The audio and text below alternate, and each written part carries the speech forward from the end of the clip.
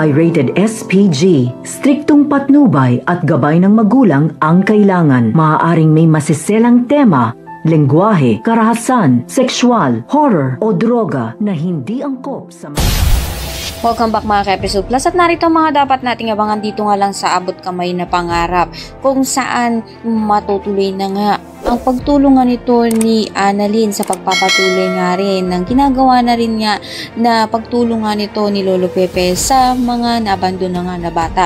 Kaya naman inimbitahan nga nito ni Annalyn ito nga si Justine upang makisama nga sa kanila. Malalaman naman nga nito ni Giselle na papauwi na rin naman nga rin itong kanyang anak nang hindi man nga lang niya nakasama. At ayon nga dito nga kay Dr. Nyag, ayaw naman din siyang makita at makasama nga nito dahil hanggang ngayon masama pa rin ang loob nga nito. Subalit hindi nga nagtatapos ang lahat doon dahil na nga rin hindi na inaasahan nito nila Annalyn na darating nga itong si Justine sa araw nga ng kanilang charity party. Kaya naman nagulat nga siya at sinabi niya nga dito nga kay Giselle na maaari pa nga siyang bumawi. Kaya napakatutukan nga natin kung magtatagpo nga ba itong si Justine at itong si Giselle sa huling pagkakataon at mapatawad na nga kaya niya ang ginanga niya at lahat ng yan mga natin. Maraming salamat sa inyo.